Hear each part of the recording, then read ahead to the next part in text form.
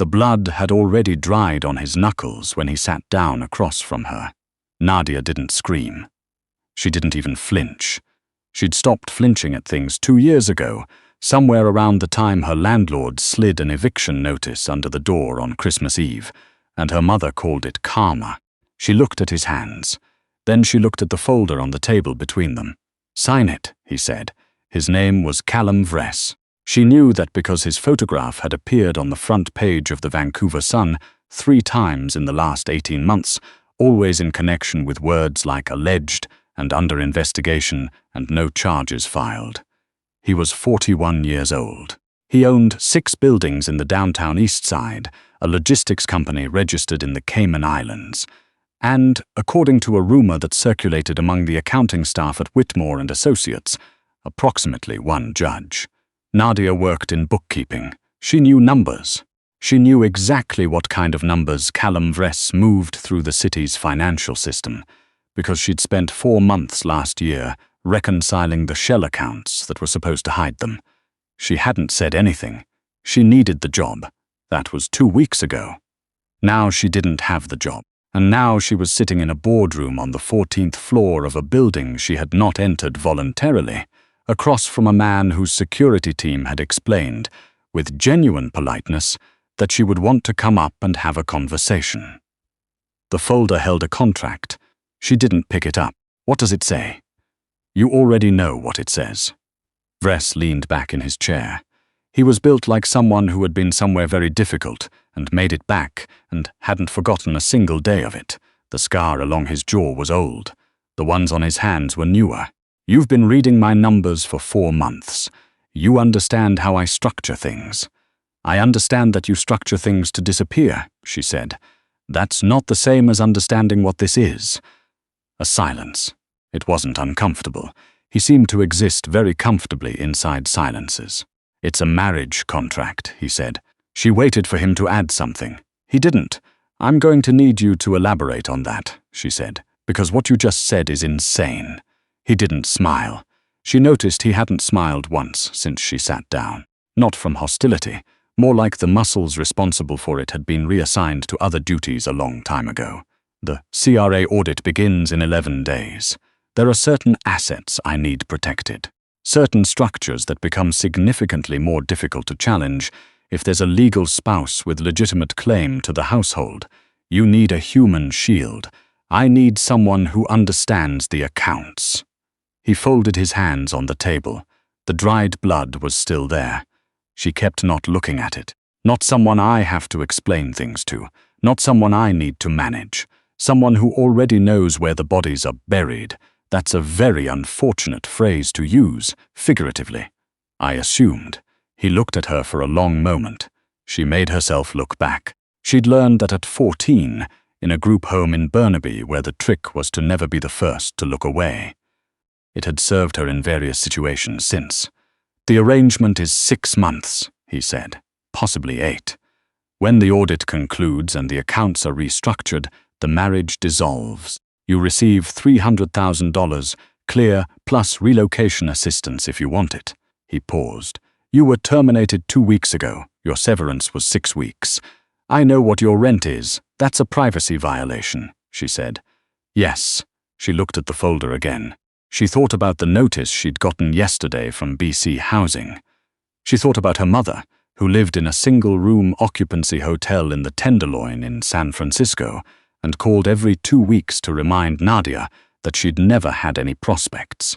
She thought about the fact that she was 29 years old, and she had $412 in her account, and a very thorough understanding of how people like Callum Vress moved their money through the world. She thought about the fact that she'd spent 4 months not saying anything, and she hadn't been thanked for it. She picked up the folder. The contract was 9 pages. She read all of them. He sat across from her and didn't speak and didn't check his phone. A man came in at some point with coffee, and she didn't look up. "Page 5, she said finally. "The clause about shared residence.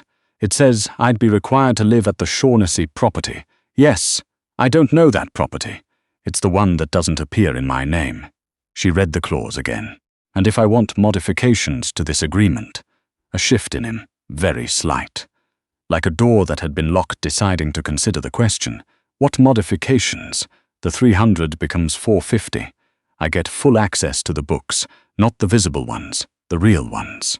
And I want a letter, signed by you, on file with a solicitor I choose, stating that my employment was terminated without cause and under duress. In case I need it later. Nothing on his face. You'd be asking me to put something very damaging in writing. You're asking me to commit fraud with you for 6 months. We're both putting things in writing. The silence again. Different this time. Evaluative. Done, he said. She should not have felt the particular sensation she felt then.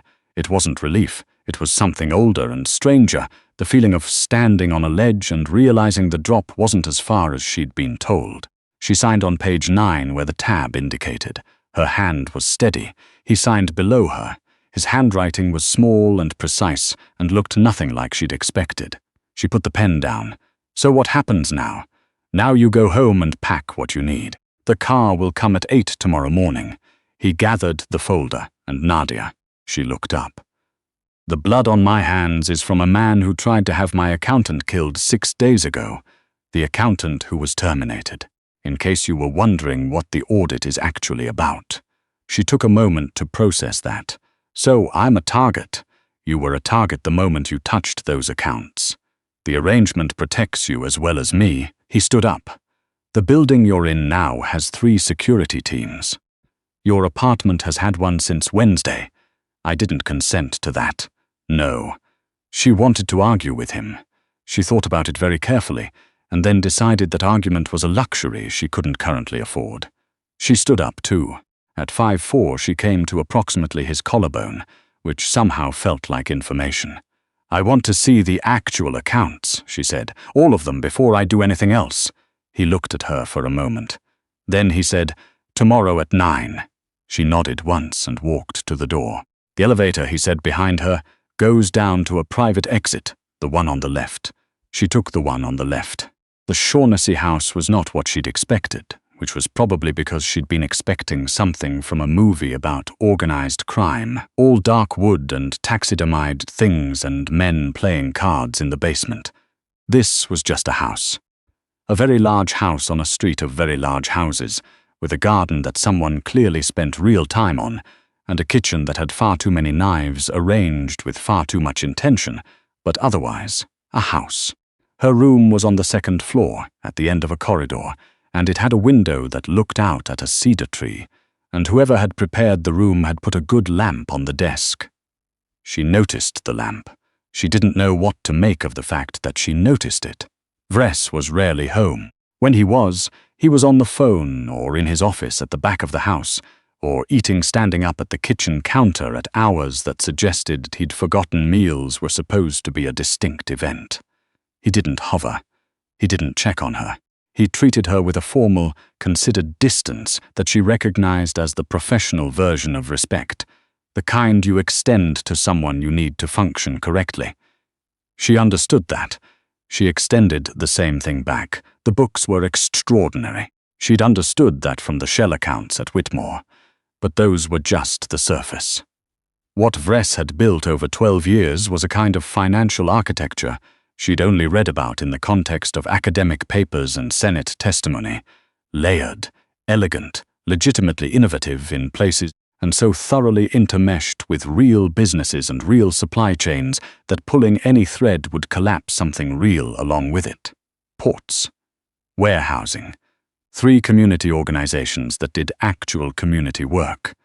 She asked him about that one evening in the 3rd week. She found him in the kitchen at 11:30 eating toast, which she'd noticed was his solution to all meal problems.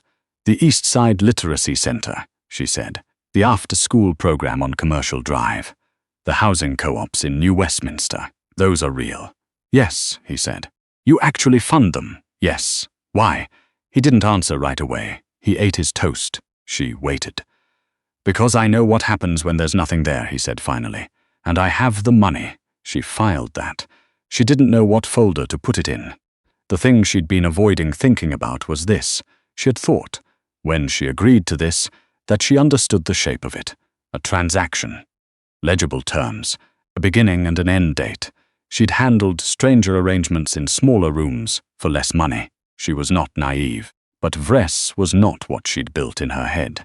The man in her head had been a type. She'd met the type, or versions of it, the property managers and investors and minor organized crime adjacents who passed through accounting firms like Whitmore looking for people to launder the math. They were interchangeable in a certain way. They didn't see the people who did the actual work. They saw functions. Vress saw her, not the way she'd been told a man in his position would look at a woman in hers.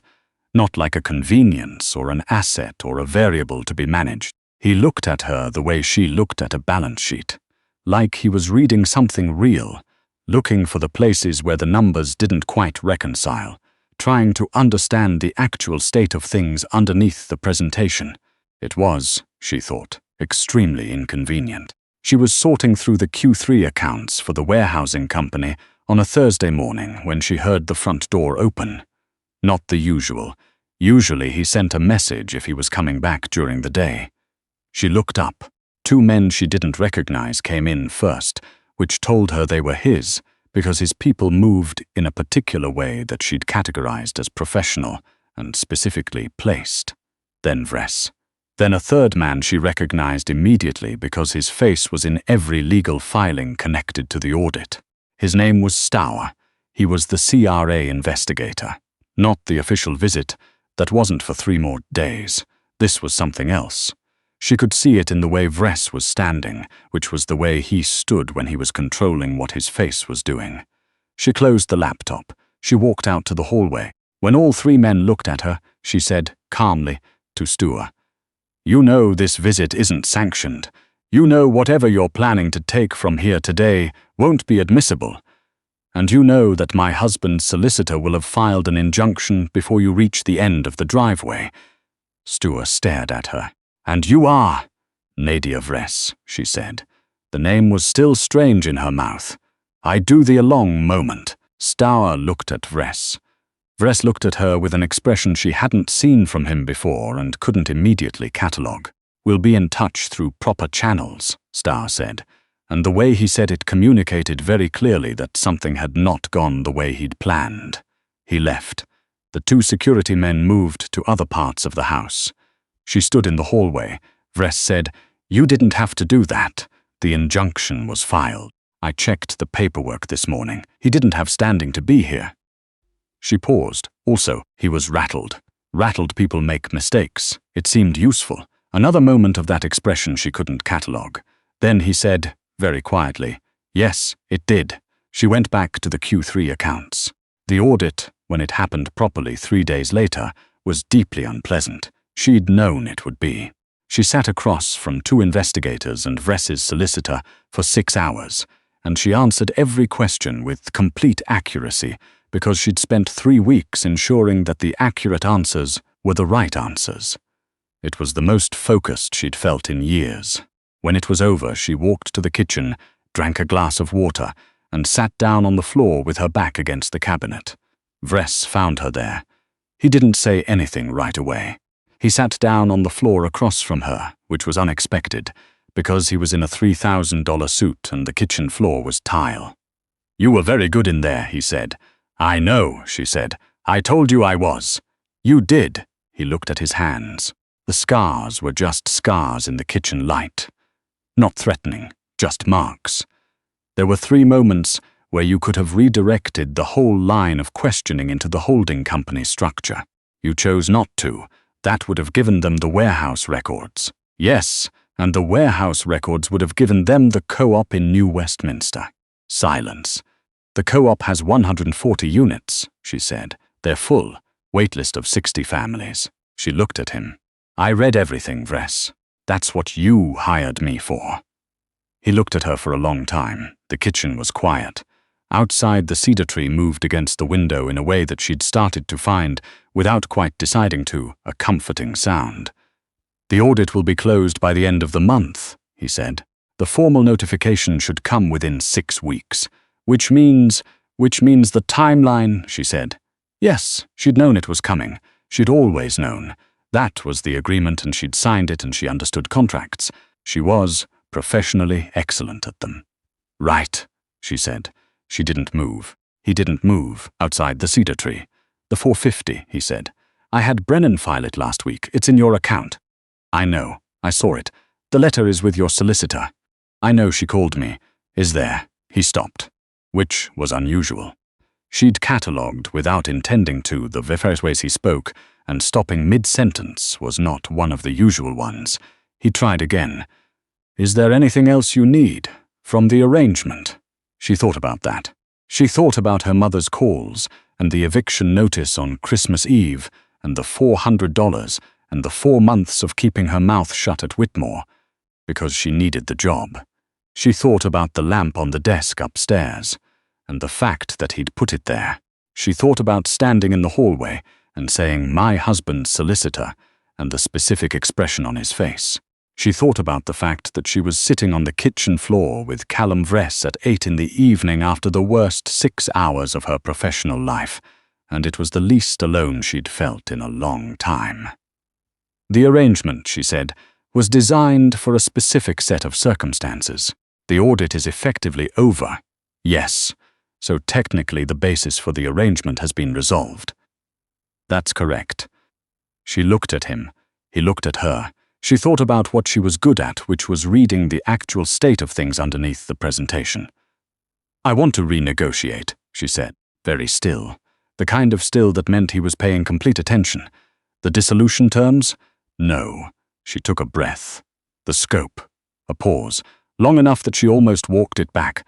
Almost opened her mouth and said, "Forget it. Never mind, I'll see Brennan on Monday." Almost. "I'm listening," he said. She had not prepared a speech. She'd spent 29 years not giving speeches because she'd never had anyone she needed to give one to. She said, "I know what the accounts look like. I know how you've built the above-board parts, and they're good, Vress, the co-op and the literacy programs and all of it. They're real and they matter and you've kept them clean because you actually care about it. That's not something you can fake in the numbers." She paused. "I don't want the dissolution.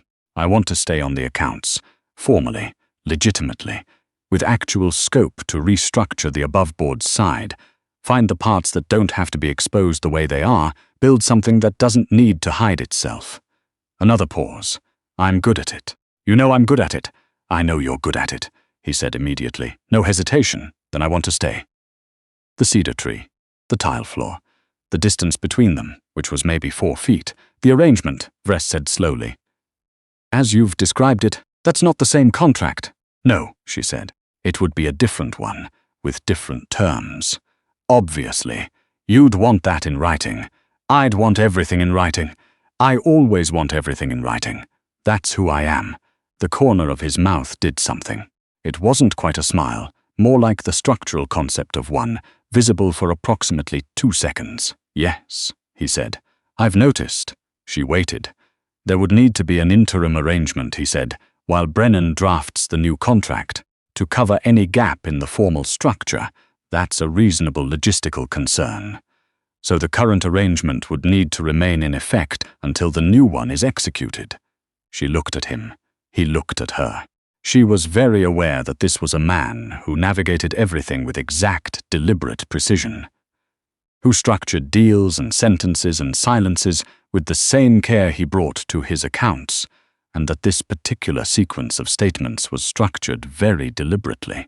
She said, "That's a very careful way to say that. I'm a careful person. I've noticed," she said.